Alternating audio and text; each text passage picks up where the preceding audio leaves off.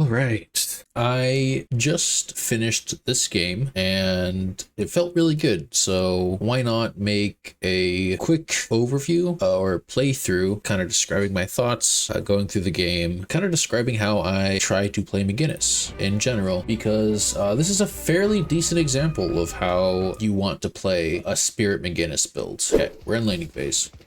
We just dropped 0 souls. You only have 2. I could have parried that. Oops.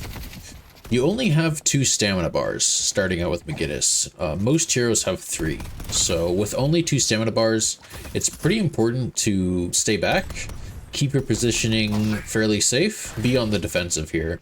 There are some matchups that let you be aggressive as McGinnis, but playing into a haze like this, I am definitely not. This haze is very aggressive and is currently beating me in last hits. Not by a whole lot. She's spending a lot of time working on harassing, so not so many last hits. In terms of the spells you want, wall and heal are super important for early sustain. Usually your turrets aren't strong enough to really make a difference in lane, and they just feed your enemy's souls. Usually you don't want any turrets to start, but there are cases where turrets are good, but usually it's better to just skill wall and heal. Try to melee as much as possible and just avoid harass here. I'm definitely on the defensive. Arguably, I could be offensive here because they're less than half health here. I'm not a very good shot though. My accuracy is pretty low. I mean, with full health, I probably can get on top of her, but I mean, with a sleep, it's not a guaranteed kill and it would cost me a lot of health. So in terms of early items, I like to grab these tier 1, just like weapon damage items. So monster rounds is really nice for lane control. I can kill creeps faster if they're pushing heavily. It also gives health and health regen, which is a nice bonus. Basic mag is another nice damage booster, and it gives you more magazine size, which is always nice. High velocity mag is another just like weapon damage item. It got nerfed slightly recently, but all around it still gives a lot of, I think this turns out to be like 18 weapon damage. All 3 of these I'm doing quite a lot of weapon damage. I should have killed this small cap a lot earlier. Usually you want to kill it exactly at the 2-minute mark, but I'm being pressured so hard early that it wasn't really an option. She's really low. If I was like better at the game, I could have killed her, but unfortunately I am not. I was not aggressive enough with my health lead to take advantage of that. But I mean, the effect is the same. She went back. She had to go grab an item or go back to base to heal, so it wasn't too big a deal. Maybe it would have made sense to not push the wheat wave there, so my creeps could have died, or her creeps could have died without her being able to kill them, but it is what it is. I actually have slightly more net worth than her now, than the haze, because I've been focusing a little more on last hits, I think. I should have been paying attention. She's at 3k now. She does have her ult. I should not use wall there. The only way we survive a haze ult is if I have wall up, so pretty important to me to have saved wall there. She could have killed me if she ulted, but as you can see, early I go all tier 1 weapons. This is about 60% extra damage to heroes and 100% extra damage to towers, because monster rounds does work on towers. Also 100% damage to creeps. So this is a very good way to get farming really fast. And we're getting to a point where all camps have spawned, or most camps have spawned, and we can just push the wave, set it down a turret, and then farm the camp while we're waiting for the haze to push back into us here. So we'll run back over. Yeah, so I should have waited here. I should have waited on the wall, and that's why I died. I definitely could have survived there if I had waited on the wall, but you can see here that the Paradox is helping out. Haze is definitely hard to track down there. There she is. It's okay. So we're coming back to lane, pick up our drop souls, another look at our items. We got some movement items now, so extra stamina and sprint boots are super important. And then suppressor is really nice, makes it so your turrets will slow the attack speed of enemies. And you can see here how much damage we do to towers with all our weapon items. That tower melts before the haze can even get back to lane. We push really hard, and now we have a bit of a cycle going on here. The idea is we push hard, shove the lane to their walker, and then we go take a camp. So I'm gonna go run and take a camp here. Pretty fast. And initially, you just drop one turret, and then you take 2 creeps, and your turret can usually take out the last creep by itself. And this is a level, yeah, only 2 upgrades on the turrets, and it should be able to take out that last creep just fine. We get back before the troopers get to our tower, so we can easily handle them. This Haze is not happy about the state of the lane right now, but can't really do anything about it. Kind of just want to, like, ignore her a little bit and just push the lane here. Teams again coming to help. Gonna try to get a good angle so I can ult here.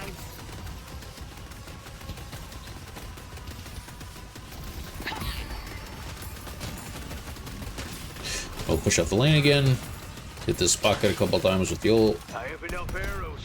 And yeah, we don't really have the mobility to help out the team a little bit, or help out with the fight, so we'll just head back and get some camps here. We're filling out some spirit items now, so extra charge and mystic reach are both very important. Helps turrets buff up the turrets a little bit. We've pushed out the wave, or the team has pushed out the wave here, so we do have time to go back and grab a camp. The wave is pushing in again, so we go back and catch it. And this is kind of the cycle that you want to get in the habit of doing. As McGinnis, your job is to maintain lanes most of the time. And you gain a lot of farm maintaining lanes like this. Yeah, so lanes, camps, and then if there's a fight near you and both lanes and camps are done, then you can think about joining the fight. But most of the time, Spirit McGinnis doesn't really like to join team fights, or join ongoing team fights, because you need turrets down for you to have much impact, and it takes time to put turrets down. So most of the time you want to either have the team fight happen on you, or you want to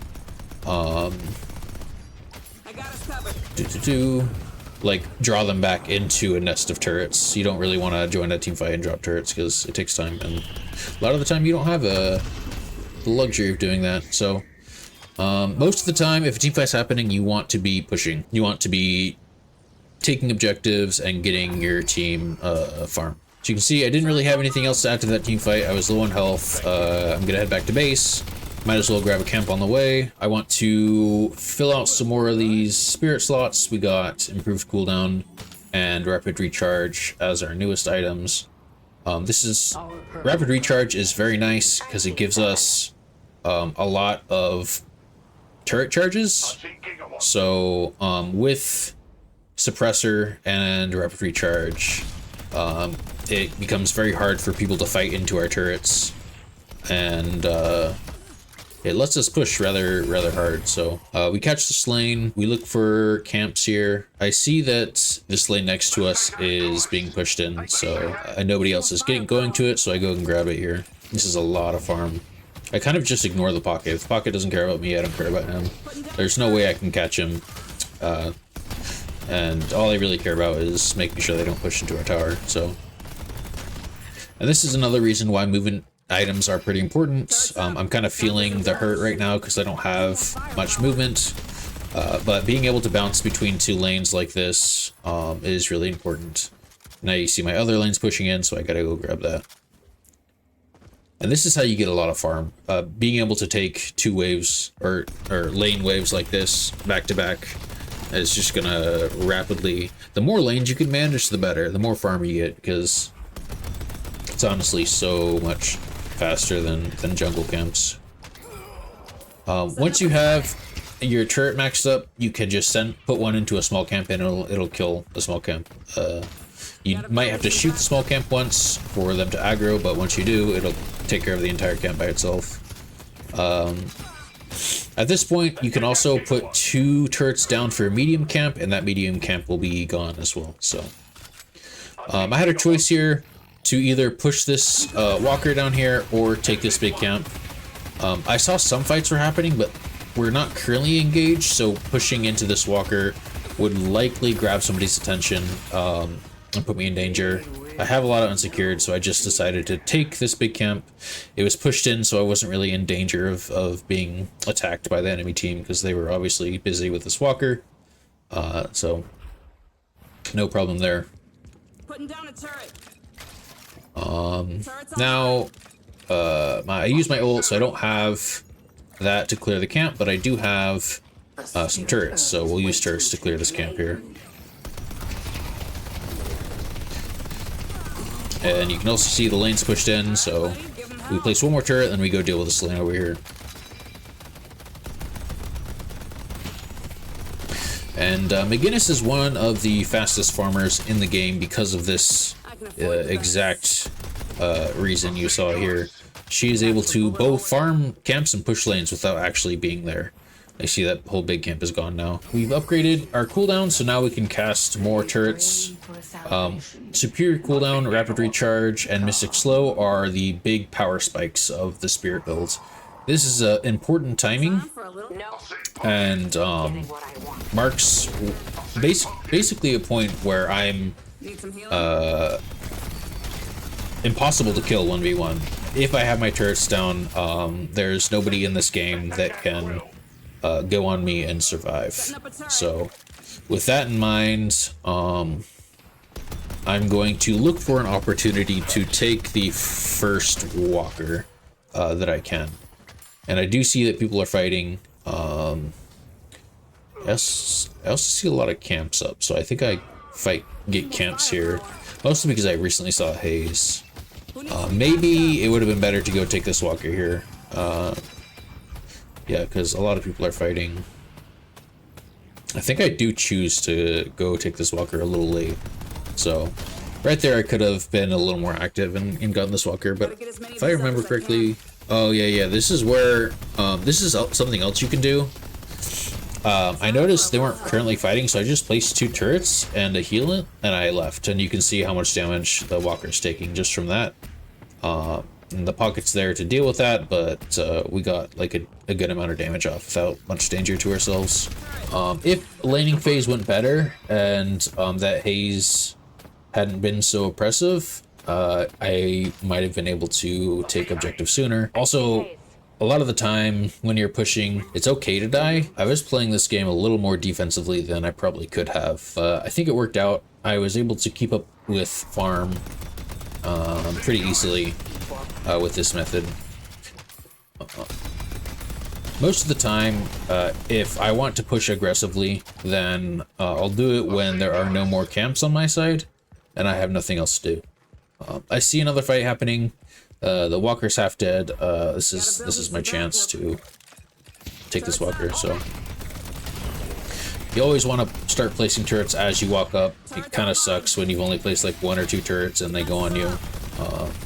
But I've got all my turrets down. This walker's complete donezo, and I can just now get back and take camps that have spawned here. We have bought some more movement items. We now have enduring speed and superior stamina, so a lot of our movement troubles have been solved. We're pretty fast, and we can get away from most people now, especially with wall. We're at the point where 1 turret and 1 heal will also fully kill a camp. We have heal fully leveled up and turrets fully leveled up. I see another fight happening, which means we can probably take guardians here. All the camps are gone on my side. There's nothing else to do. A fight's happening. I see most people there. Arguably, I could also be taking the walker right next to me. That lane's also pushed up all the way. Maybe that would have been a better target because walkers do give the whole team spirit. So it increases the net worth of your whole team when you take a walker. So it's usually better. This is the power of McGinnis. We take buildings really fast. No biggie. I was thinking about taking Shrine here, but the enemy showed there, so... And I want to see POV of this pocket here. Like, what was he doing? I'm pretty confused. So he comes, he sees me getting back. Oh, he gets knocked off. He gets knocked off the zip line, I see. Okay. So we're back, we're looking for camps, doing our best to farm where we can. We did not need to go back here, we could have bought out the shop, but I think I was planning on going to the other side of the map anyway. So I have a bad habit of going back to shop when you could just go to the secret shop on the map. But okay, next items, Enchanter's Barrier gives me a little more survivability, and cooldown reduction is the important part. And we also get Fortitude. So our last movement item gives a lot of movement, and weapon damage is nice. So now we're super fast. You saw me place a turret and a heal there. We can take this big camp with ults. I did not mean to do that. And basically we're taking camps and waiting for another fight to break out so we can start pushing the Guardians on this side. In the meantime, let's shove out the lane and look for more camps. I think I see a fight breaking out now, so now's the time to start pushing. Even though the lane's like right next to me, everybody's busy. Nobody's gonna know or notice a little McGinnis pushing a side lane. So let's head out. You can see how important the movement speed is here. We get to the objective a lot faster. UI is messed up here. It should show more charges, but oh well. Here I save a couple turrets. Just so I know I want to take the shrine here because the fight's still happening. I still see people on the map fighting, so we're gonna have plenty of time to take shrine here. With the buff to heal, this becomes very easy. We're gonna wall up the haze there so she can't harass us from that side, and then we're gonna sit behind the wall here, and we're gonna easily grab this shrine. Most of the time, you won't be able to get away. I don't think these people were especially I don't know, maybe they're just not good or they didn't buy movement items, but I somehow got away from this pretty easily. But it's completely fine to die there. I wouldn't have been sad if I died there. It's no biggie. But we're so far ahead now. We've been farming all game. We're at a cool 31k souls. The team's pushed up. The enemy team, like 4 people came back to defend shrine, and then that caused I don't actually know if anybody died, but it caused the team fight to go our way. Yeah, it seems like these 2 died in that team fight when everybody else got back. You can also see how big this heal is getting with all the spirit items we bought. There's still plenty of room in this build to grow, but we're so far ahead now that we might as well just push to end.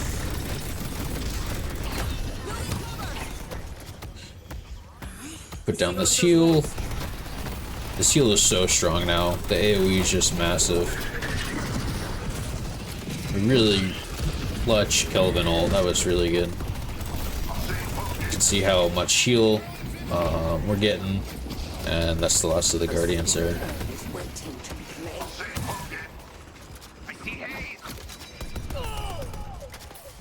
I thought about going back. I could have bought here. The next item would probably be Echo Shard because it lets you put down turrets like 30% faster. Echo Shard is very nice, but massive heal. Just place turrets inside the heal and they're pretty much unkillable.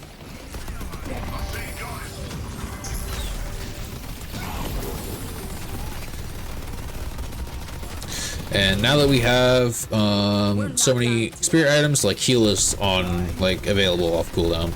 Like, it lasts all the way up until it's ready again, so it's very powerful. Likely to get nerfed because of how powerful it is, not gonna lie.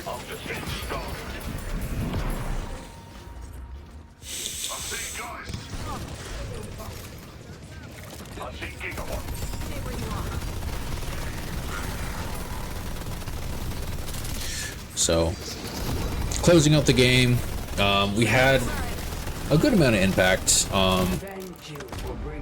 We barely fought in team fights. I don't think we fought in a single team fight, and we did a lot of objective damage. Which is your goal as Spirit McGinnis. You are a nightmare for the enemy team. You are a very good split pusher. If they don't deal with you, you can start just shredding their objectives extremely fast. And you're very hard to deal with one-on-one. Even like Mo and Curl, like nobody on this team is able to deal with me besides maybe the Haze, which can ult and kill all the turrets very fast. If I don't get a good wall off on the Haze, then maybe she could deal with me, but she was not. She was not dealing with me. She was like team fighting, and that let me kind of just run away with farm and objectives. You can see the 22k. It's quite a lot. Yeah, that was very nice. Goodbye.